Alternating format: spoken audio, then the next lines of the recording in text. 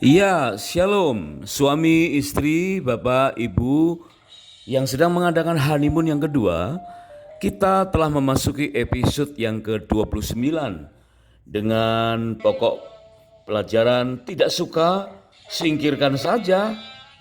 Apakah benar setiap apa yang tidak kita suka boleh begitu saja kita singkirkan? Nah, melalui perjalanan honeymoon yang kedua atau bulan madu yang kedua ini, biarlah kita belajar dari kesalahan.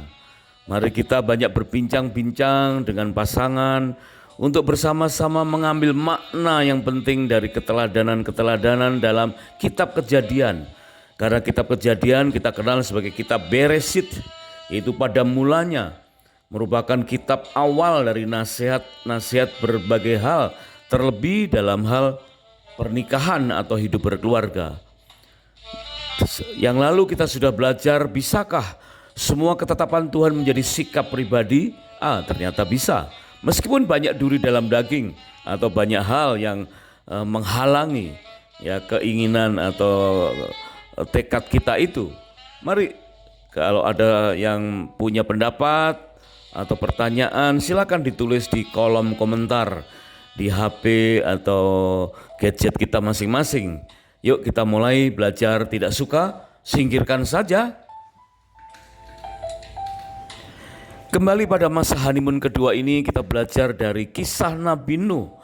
Ringkasan perintah tentang apa yang diterima oleh Nuh, yaitu binatang yang tidak haram kau ambillah 7 pasang, binatang yang haram 1 pasang, supaya terpelihara hidup keturunannya di seluruh bumi. Di dalam Kejadian pasal yang ke-7, ayat yang kedua dan yang ketiga.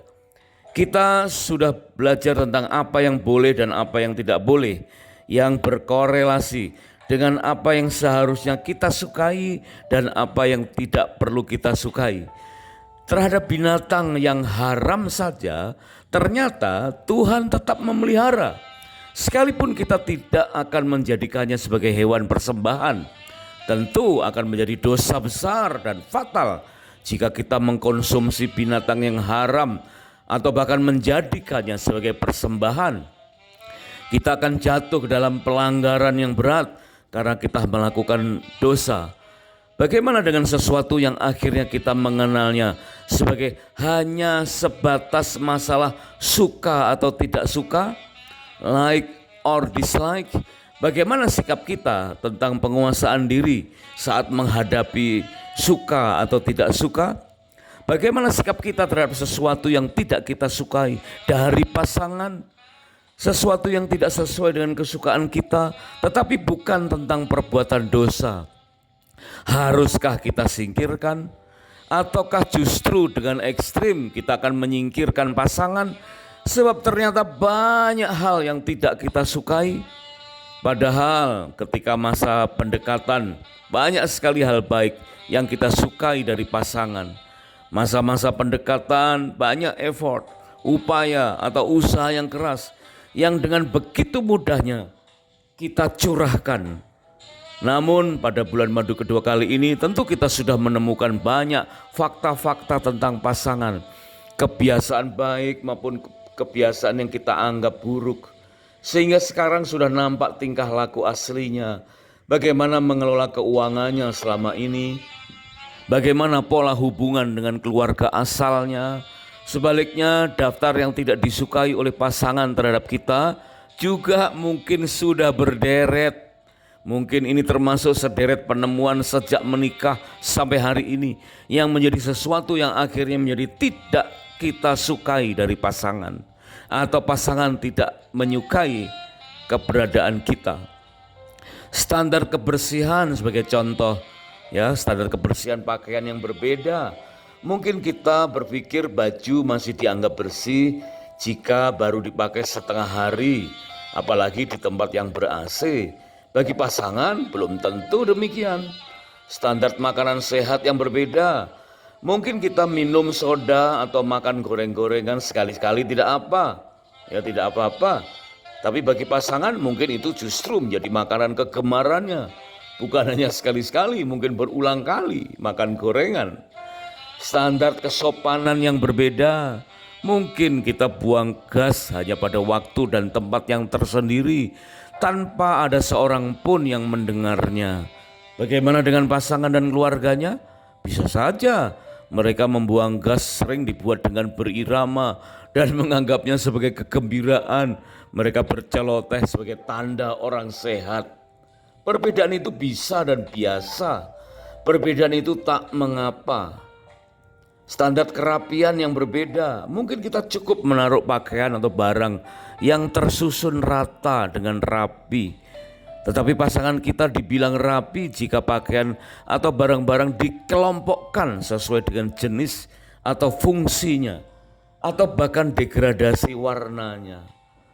Pasangan kita ternyata perlu waktu lama untuk berada di kamar mandi, sementara kita sering dikomplain karena waktu bermake up yang lebih lama.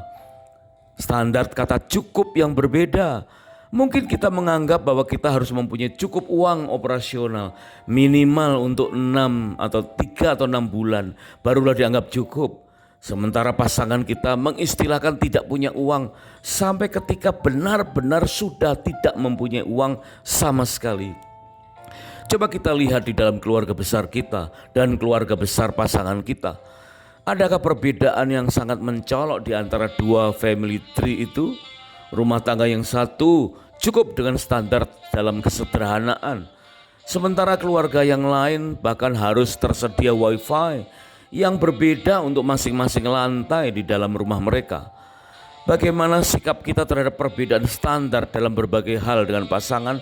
Bukankah hal itu hanya sekedar sesuatu yang tidak sesuai dengan kesukaan, selera, atau kebiasaan kita semata? Bukan sebagai duri dalam daging sesungguhnya. Dan pastikan bahwa hal itu bukan tentang perbuatan dosa. Tidak ada pasangan yang ideal, yang ada adalah pasangan yang masing-masing sanggup beradaptasi dan tidak berusaha untuk saling menyingkirkan karena tetap ada penguasaan diri. Kemampuan saling beradaptasi sangat diperlukan, mengingat pohon keluarga dari masing-masing telah dibangun sejak puluhan tahun sebelumnya. Family tree atau pohon keluarga yang berupa gabungan dari pola asuh, pendidikan, pengalaman berhubungan dengan seluruh anggota keluarga yang lain, perbedaan jenis bacaan, tempat rekreasi yang sering dikunjungi, dan lain-lain, yang tentu sangat berbeda satu dengan yang lainnya. Apakah pasangan kita sudah pernah terbuka untuk membicarakan kebiasaan-kebiasaan kita tadi? Kebiasaan lalai menutup pintu, cara yang aneh di saat memakai pasta gigi atau sabun cair, bagaimana menaruh handuk, pakaian kotor atau sepatu, bagaimana memperlakukan bekas bungkus permen atau menyimpan tas kresek plastik agar dapat dipakai kembali, bagaimana menyimpan alat-alat kebun setelah dipakai, bagaimana membereskan meja make up atau meja kerja setelah dipakai. Perbedaan kadang hanya sekedar berbeda, bukan berarti dosa. Beberapa pasangan merasa kecewa karena setelah berlangsung pernikahan sekian tahun, kebiasaan yang buruk itu bukannya menghilang, tetapi bahkan muncul kembali dengan membawa kebiasaan buruk yang lain. Kadang-kadang hal-hal tersebut bukan sebagai kebiasaan buruk, hanya berupa kebiasaan yang berbeda. Benar-benar suatu upaya yang panjang sampai tercapai suatu pemahaman bahwa adanya perbedaan bukan untuk melegalkan upaya menyingkirkan pasangan. Penguasaan diri mengajarkan bahwa perbedaan itu biasa. Perbedaan itu tak mengapa, toh hal-hal itu hanyalah kebiasaan semata. Kebiasaan yang berbeda, bukan perbuatan dosa. Ingatlah tentang musim pertama dalam pernikahan pada episode yang lalu, di mana dimulainya status asli dengan menanggalkan topeng kepalsuan, sehingga masing-masing terkaget-kaget. Loh, ternyata bagaimana jika pasangan kita ternyata masih terikat dan begitu sayang dengan ibu atau salah seorang adiknya, sementara kita menganggapnya hal itu sebagai ketidakdewasaan dan tidak menyukai hal tersebut untuk terus-menerus terjadi. Apakah kita menyingkirkan apa yang tidak kita sukai? Kita akan belajar lebih dalam tentang tidak menyukai, bukan berarti harus menyingkirkan. dari kisah-kisah yang lain. Hal ini tentang sebatang pohon, buah dan benalu. Coba perhatikan, jika kita sedang berkebun, kita sedang merawat sebatang pohon buah di halaman rumah, kemudian kita mendapati adanya tunas benalu di salah satu cabangnya. Apa yang biasanya akan kita lakukan? Tentu normalnya adalah mengorek tunas benalu tersebut atau memotongnya. Kita segera cari alat pemotong, pisau atau gergaji untuk memisahkan tunas benalu itu dari cabang pohon dan segera membuangnya supaya tidak mengganggu pohon buah-buahan yang kita tanam. Benar-benar kita tidak ingin membuang, kita ingin untuk membuangnya jauh-jauh agar tidak mengganggu pertumbuhan buah pohon kita. Hal itu sangat wajar, normatif. Namun apa yang terjadi jika ada keadaan lain atau informasi yang baru? Nah, ini perhatikan, misalnya saja benalu itu ternyata berasal dari satu biji tertentu yang hanya beberapa orang saja yang mengetahuinya dan kelak akan bermanfaat, di mana kelopak bunga dari benalu tersebut dapat dipergunakan sebagai obat. Mungkin saatnya kita akan mempertahankan kehidupan benalu tersebut sesuai dengan maksud atau tujuan yang baru kita ketahui. Di sini nyata benar apa yang Tuhan maksudkan dengan mengatakan supaya terpelihara hidup keturunannya di seluruh bumi. Mungkin kita pernah mendengar tentang kadaka, yaitu benalu yang ada pada tumbuhan paku sarang burung. Wow, ini benalu yang sangat langka karena adanya pada tumbuhan paku sarang burung. Sempat menjadi berita yang viral karena dikabarkan bahwa bunganya bermanfaat sebagai obat kanker, bisa juga untuk obat ayan, diabetes dan lain-lain. Berapa lama kita harus menunggu dengan sabar bahwa tunas benalu kadaka itu saatnya berbunga? Itulah yang dimaksud dengan tidak menyukai, bukan berarti harus menyingkirkan, meskipun itu seolah nampak sebagai duri dalam daging. Asalkan itu bukan berkenaan dengan dosa, apa yang tidak kita sukai bukan berarti harus kita singkirkan. Mungkin saja hanya karena kita belum tahu manfaatnya. Komitmen yang harus kita ambil bersama saat honeymoon kedua, hendaknya suami istri sepakat untuk mendapatkan contoh sikap yang harus ditiru atau bahkan yang harus dihindari dari tokoh-tokoh Alkitab yang ada. Prinsip sederhananya mari kita kembali ingat, yaitu tidak ada satupun nama dari tokoh Alkitab yang seluruh hidupnya dapat kita teladani kecuali Tuhan Yesus. Sebagai contoh yang harus kita hindari yaitu dari kisah antara Kain dan Habil. Sekalipun mereka bukan sepasang suami istri, namun terhadap contoh sikap buruk yang harus kita hindari yang nampak dalam kisah ini, yaitu dalam Kejadian pasal yang keempat ayat 2 sampai dengan 8. Firman Tuhan tertulis, Habil menjadi gembala kambing domba, sedangkan Kain menjadi petani. Kain mempersembahkan sebagian dari hasil tanah itu kepada Tuhan sebagai korban persembahan. Habil juga mempersembahkan sebagian dari anak sulung kambing dombanya dengan lemaknya. Tuhan mengindahkan Habil dan korban persembahannya itu, tetapi Kain dan korban persembahannya tidak diindahkannya. Lalu hati Kain menjadi sangat panas dan wajahnya muram. Kemudian Tuhan berkata, mengapa hatimu panas dan wajahmu muram? Dosa sudah mengintai di depan pintu. Dan apa yang terjadi? Tiba-tiba Kain menyerang atau memukul Habil dan membunuhnya. Nah, di sini terlihat Kain tidak sanggup mempertahankan penguasaan diri dan menganggap adiknya sebagai duri dalam daging, sehingga berusaha atau ingin menyingkirkannya. Inilah dosa Kain, suatu sikap yang harus dihindari. Karena dari sekedar ingin berakhir dengan perbuatan, dari sekedar ingin menyingkirkan, berakibatkan kebiadaban, yaitu pembunuhan yang sangat keji. Sekarang bagaimana dengan Kain? Apa penilaian kita terhadap Kain? Coba ya, Kain seorang pembunuh. Mungkin sekarang kita akan menilai bahwa Kain layak disebut sebagai duri dan dalam daging bagi kita, tidak layak dibiarkan hidup. Coba kita lihat sejenak keadaan para netizen akhir-akhir ini di Indonesia.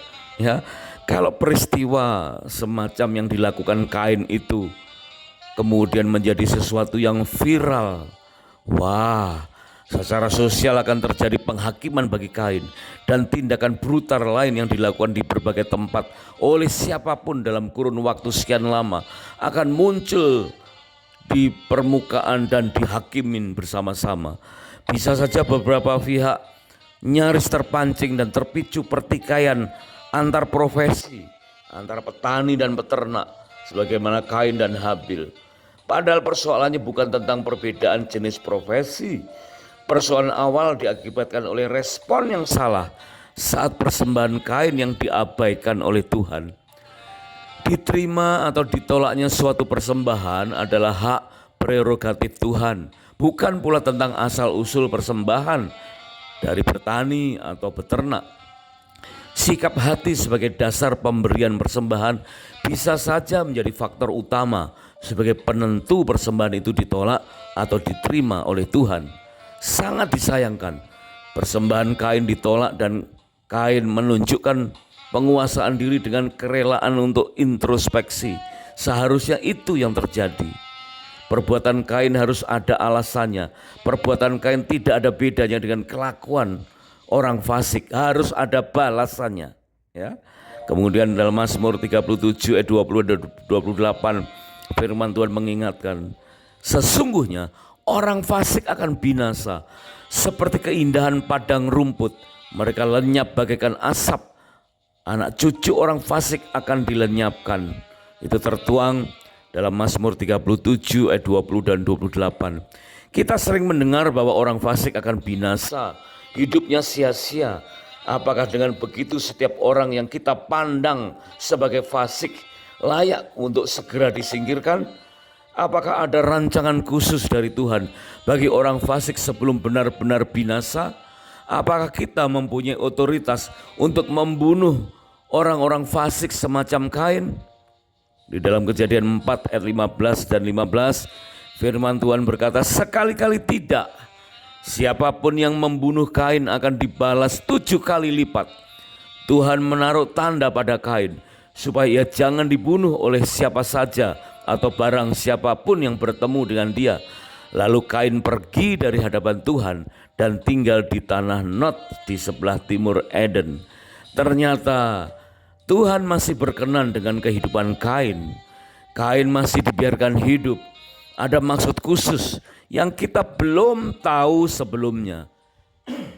Ternyata menilai seseorang hidup benar atau fasik adalah hak prerogatif Tuhan saja. Menentukan nasib seseorang yang kita nilai sebagai orang fasik juga adalah hak prerogatif Tuhan.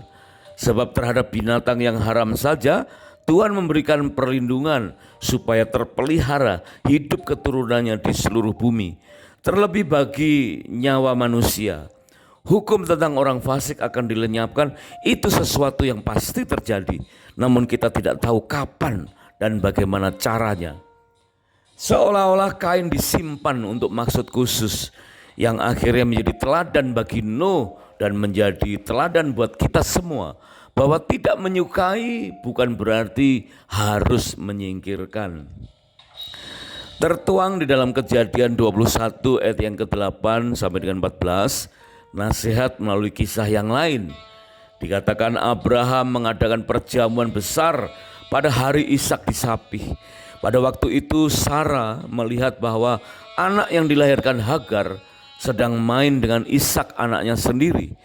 Berkatalah Sarah kepada Abraham, usirlah hamba perempuan itu beserta anaknya. Sebab anak hamba ini tidak akan menjadi ahli waris bersama anakku Ishak. Allah berfirman kepada Abraham, sebab dari Ishaklah yang akan disebut keturunanmu. Tetapi anak hambamu itu juga akan kubuat menjadi suatu bangsa, karena ia pun keturunanmu. Keesokan harinya Abraham mengambil roti serta sekantong air, memberikannya, lalu disuruhnya Hagar pergi. Nah sekarang suami, istri, bapak, ibu yang sedang mengadakan honeymoon yang kedua, Mari kita tengok dan belajar dari kesalahan. Teladan berikutnya datang melalui kisah istri dari tokoh besar, yaitu Sarah, istri Bapak Abraham. Bagi Sarah, benar-benar Hagar dianggap sebagai duri dalam daging. Terlepas ide awalnya datang dari Sarah, bagaimana perasaan seorang istri yang sedang dimadu? Tak heran jika Sarah ingin menyingkirkan Hagar, suatu perasaan yang bersifat manusiawi. Namun ternyata Tuhan masih mempunyai rencana berikutnya dan tetap melindungi Hagar dan keturunannya. Di dalam Kejadian 25 ayat 21 sampai dengan 28, firman Tuhan mencatat Ishak berdoa kepada Tuhan untuk istrinya. Sebab istrinya itu mandul, Tuhan mengabulkan doanya sehingga Ribkah istrinya itu mengandung. Tetapi anak-anak di dalam rahimnya saling melawan atau bertolak-tolakan di dalam rahimnya. Dua bangsa ada dalam kandunganmu, dua suku bangsa akan berpisah atau berpencar dari dalam rahimmu. Suku bangsa yang satu akan lebih kuat daripada yang lain. Anak yang tua akan menjadi hamba bagi yang muda. Yang pertama keluar warnanya kemerah-merahan, seluruh tubuhnya seperti jubah berbulu. Ia dinamai Esau. Keluarlah adiknya, tangannya memegang tumit Esau, sebab itu ia dinamai Yakub. Kedua anak itu bertambah besar. Esau menjadi seorang yang pandai berburu, seorang yang suka tinggal di padang. Tetapi Yakub adalah seorang yang tenang pembawaannya, yang suka tinggal di kemah. Ishak sayang kepada Esau sebab ia suka makan daging buruan, tetapi Ribkah sayang kepada Yakub. Nah, sekarang saatnya kita meneladani teladan berikutnya. Ada dua orang kembar yang saling menjadi duri dalam daging seumur hidup mereka. Satu dengan yang lainnya menganggap sebagai batu sandungan bahkan sejak dalam kandungan.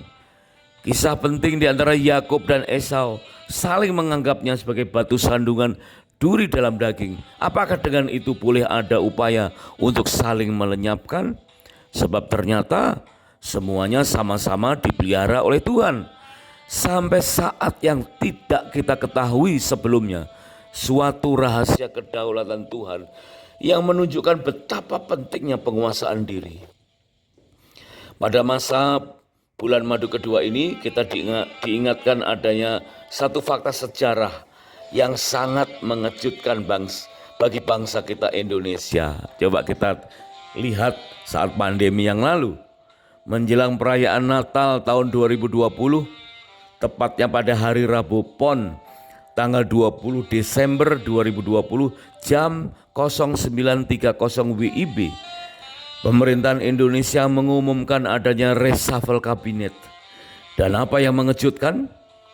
Itulah sesuatu yang mengejutkan sekaligus dapat dijadikan teladan, yaitu diangkatnya mantan wakil gubernur DKI Jakarta Sandiaga Salahuddin Uno yang mendapat amanah sebagai Menteri Pariwisata dan Ekonomi Kreatif atau Menparekraf.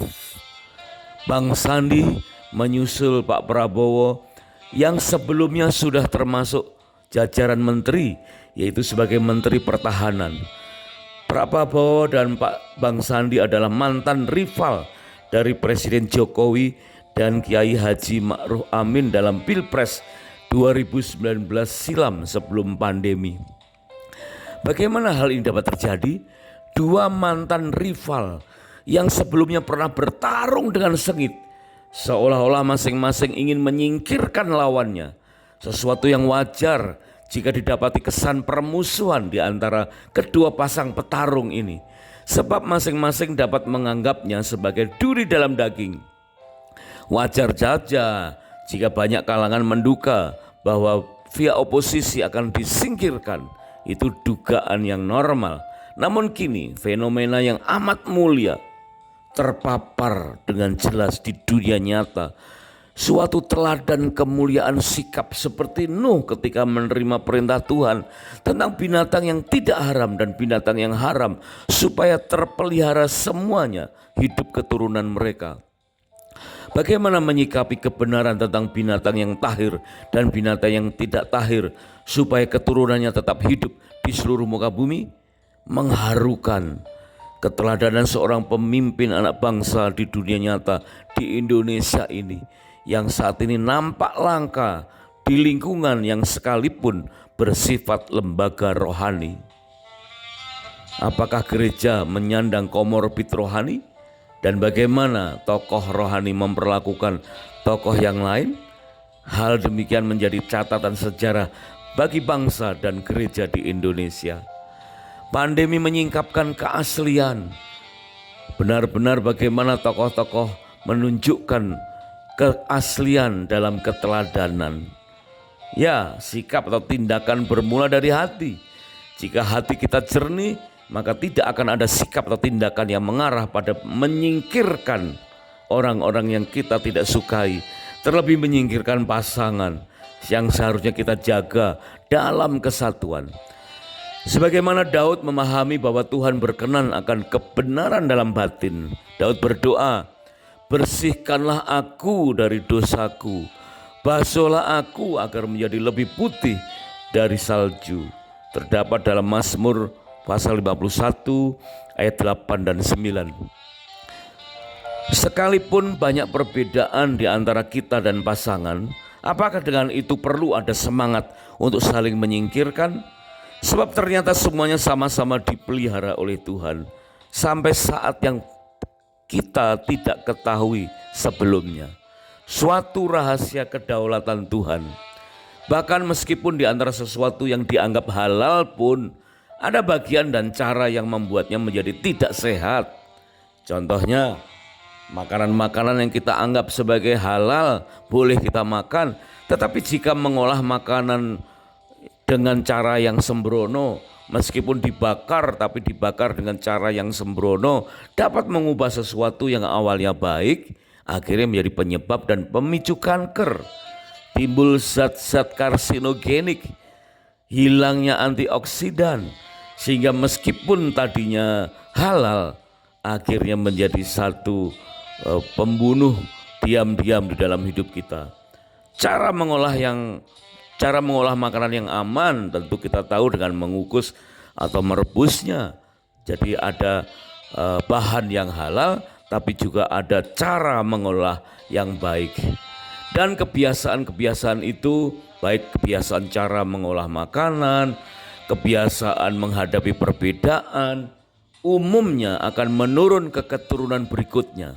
Sebab itu tidak heran jika seolah-olah beberapa penyakit kelak akan kita kenal juga menjadi semacam penyakit keturunan. Bukan berarti penyakit itu menurun, tetapi kebiasaan yang membuat mudah atau rentan mengalami penyakit itulah yang menurun. Semacam penyakit keturunan, itulah kebiasaan yang diwariskan. Tak ubahnya dengan kebiasaan cara mengolah makan. Ya, kita juga mewarisi cara pandang yang sama dari garis keturunan di atas kita. Demikian pula tentang cara pandang terhadap pasangan. Kita mewarisi cara pandang yang sama dari garis keturunan di atas kita tentang pasangannya. Kita mewarisi perasaan yang sama sekalipun dengan kondisi yang berbeda dari orang tua kita. Apa yang dialami oleh Yakub dan Esau dari kedua orang tuanya? Di dalam Kejadian 37 ayat 3 sampai 4 firman Tuhan berkata, Israel lebih mengasihi Yusuf daripada semua anaknya yang lain. Yang dimaksud Israel adalah Yakub. Sebab Yusuflah anaknya yang lahir pada masa tuanya. Ia menyuruh membuat jubah yang sangat indah atau maha indah bagi dia. Ketika saudara-saudaranya melihat bahwa ayah mereka lebih mengasihi Yusuf daripada semua saudaranya, mereka pun membencinya dan tidak dapat lagi berbicara baik-baik atau tidak mau menyapanya dengan ramah kepadanya. Alkitab mencatat seolah menurun dalam kehidupan Yakub ketika memperlakukan anak-anak mereka. Yakub memperlakukan ke-12 anak-anak lelakinya dengan perasaan yang hampir mirip terhadap masa lalunya. Tidak heran jika seorang filsuf terkemuka yang bernama Sigmund Freud pernah berkata bahwa hanya orang yang tidak berguna, yang tidak tertarik dengan masa lalunya, Yakub tergolong kurang waspada menyikapi dampak negatif dari masa lalunya. Kekurangan Yakub menyikapi dampak negatif dari masa lalunya. Kekurangan itu juga terjadi bagi Nabi Samuel sehingga gagal mendidik anak-anaknya. Bukan sekedar tidak tertarik dengan masa lalu, tetapi tidak belajar dari kesalahan di masa lalu. Cara Yakub memicu anak-anaknya mengadopsi suasana batin yang sama ketika Yakub hidup bersama Esau. Karena Yakub lebih mengasihi Yusuf, maka timbullah kebencian dalam hati kakak-kakak Yusuf. Mereka tidak mau menyapa dengan ramah.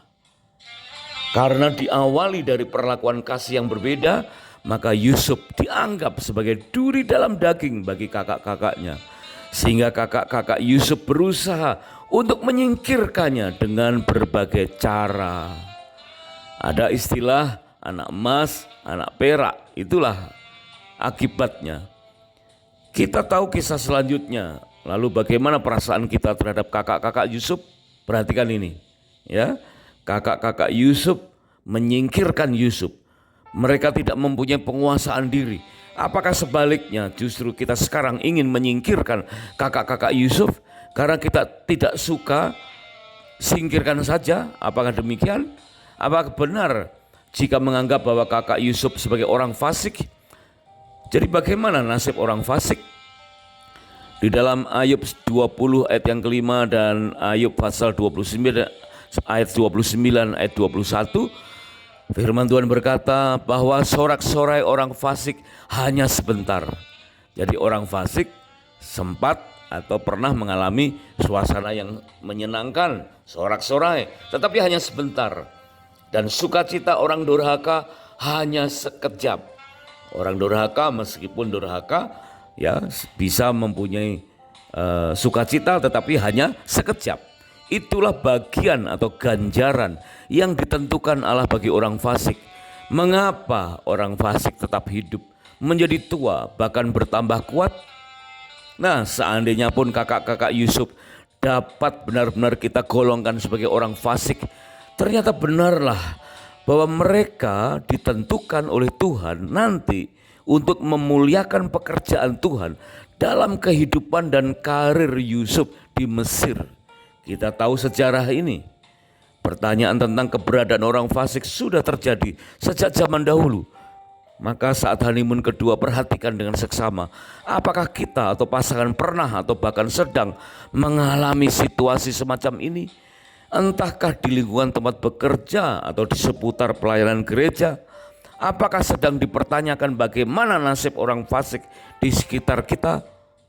Perhatikan catatan sejarah yang pernah terjadi di sekitar para senior, baik di lingkungan terdekat maupun di antara tokoh-tokoh bangsa.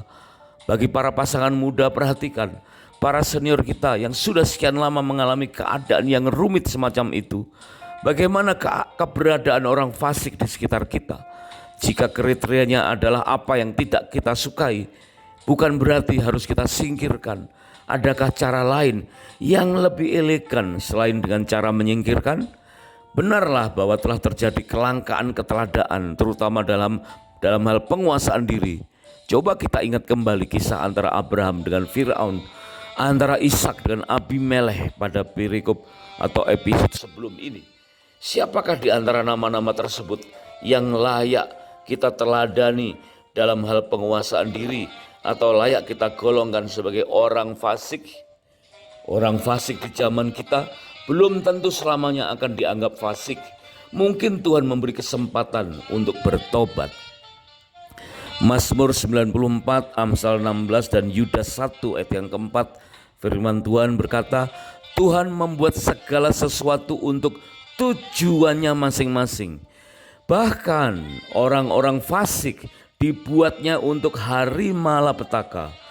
Tuhan mengetahui rancangan-rancangan manusia, sesungguhnya semuanya sia-sia belaka. Berbagailah orang yang kau didik ya Tuhan, dan yang kau ajari dari Tauratmu. Engkau akan menenangkan dia pada hari-hari malapetaka, sampai digali lubang untuk orang fasik. Sebab ternyata ada orang-orang tertentu yang telah menyelusup di tengah-tengah kamu, yaitu orang-orang yang telah lama ditentukan untuk dihukum. Mereka adalah orang-orang yang fasik, yang menyalahgunakan anugerah Allah kita untuk melampiaskan hawa nafsu mereka dan menyangkal satu-satunya penguasa dan Tuhan kita, Yesus Kristus. Jadi ternyata ada orang-orang tertentu yang dikhususkan untuk hari malapetaka, yaitu orang yang fasik yang tidak mau bertobat, yang tetap ada dalam kefasikannya. Waspadalah saat kita menghadapi perasaan like or dislike dalam kehidupan kita, terutama terhadap sikap seseorang dalam lingkup aktivitas kita.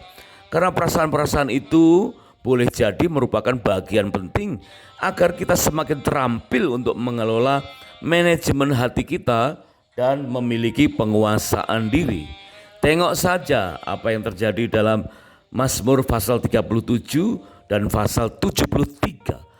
Dua angka pasal yang dibolak-balik, pasal 37 dan pasal 73, namun mengandung nasihat yang sama. Sebagai contoh, di dalam Mazmur 37 ayat 1 tertulis, jangan marah karena orang yang berbuat jahat, jangan iri hati kepada orang yang berbuat curang. Kemudian pasal 73 ayat 3, sebab aku cemburu kepada pembual-pembual kalau aku melihat kemujuran orang fasik. Juga pada ayat-ayat selengkapnya dari dua pasal tersebut menasihatkan tentang manajemen hati yang akan mempermudah sikap yang harus kita terapkan bagi pasangan kita. Bapak, ibu, suami istri yang sedang mengadakan honeymoon kedua, tentu kita mulai mengenal potensi yang ada dalam diri pasangan. Jika kedua pribadi berperan dengan sempurna dan melakukan fungsinya dengan baik, maka masing-masing akan mencapai potensi maksimalnya. Tidak mustahil jika kelak masing-masing akan mendapat atau dapat mencapai posisi sebagai pengambil keputusan, sebagai orang penting dalam bidang karirnya, mencapai posisi dengan beberapa anak buah yang menjadi tanggung jawabnya. Sebagai atasan, barang tentu ada saja satu atau dua bawahan yang tidak begitu cocok dengan kita. Akibatnya kita tidak begitu menyukai beberapa di antara mereka dan menganggapnya sebagai batu sandungan atau duri dalam daging. Nah, hal demikian dapat terjadi di mana saja, di dunia kerja maupun di bidang pelayanan rohani. Perhatikan ini, manifestasi rasa ingin menyingkirkan berakibatkan kontraproduktif. Sentimen, ngecing, suasana akan membeku. Bagaimana mempraktekkan penguasaan diri pada situasi semacam itu? Apakah kita dapat bersikap dengan baik sesuai dengan teladan tersebut? Apakah tidak menyukai bukan berarti harus menyingkirkan, atau justru kita membunuh karakter mereka dengan memposisikannya pada posisi yang tidak berfungsi? Ini hal yang aneh tapi nyata, ya. Posisi yang tidak lagi berfungsi, yang sesungguhnya merupakan kerugian bagi lembaga manapun juga, selain hanya memuaskan ego semata. Coba perhatikan ini, hati-hati dengan perasaan like or dislike. Jangan-jangan itu berasal dari perasaan insecure yang tersembunyi dalam diri kita. Sebab pada umumnya di lingkungan yang yes man, ABS, bagi seseorang yang bersikap faktual akan mengalami perlakuan tidak disukai oleh atasannya. Beberapa harus menunjukkan adanya perasaan insecure, yaitu rasa tidak aman yang memicu dorongan untuk menyingkirkan. Dan manifestasi ini mengakibatkan suasana kontraproduktif. Saling ngecing, ada sentimen yang berakibatkan suasana kerja akan membeku dan tidak lagi hangat. Nuansa di tempat ibadah termanifestasi dalam kehidupan nyata, baik di tempat bekerja maupun di rumah tangga. Apa yang dapat kita bagikan kepada semua pihak? Maka kita harus belajar dari kesalahan yang ada. Bapak, ibu, saudara yang sedang mengadakan honeymoon yang kedua, marilah kita nikmati masa-masa berduaan saja dengan mempelajari berbagai hal untuk sanggup kita masing-masing memiliki penguasaan diri yang maksimal, sehingga seandainya tidak ada yang kita sukai di antara pasangan, bukan berarti kita harus menyingkirkannya. Karena yang tidak kita sukai kadang-kadang hanya sekedar berbeda. Perbedaan itu biasa, Dan perbedaan asal itu bukan oleh akibat atau merupakan perbuatan dosa, itu justru akan saling melengkapi pernikahan kita. Kiranya Tuhan Yesus memberkati pernikahan dan rumah tangga kita dengan berlimpah-limpah. God bless you.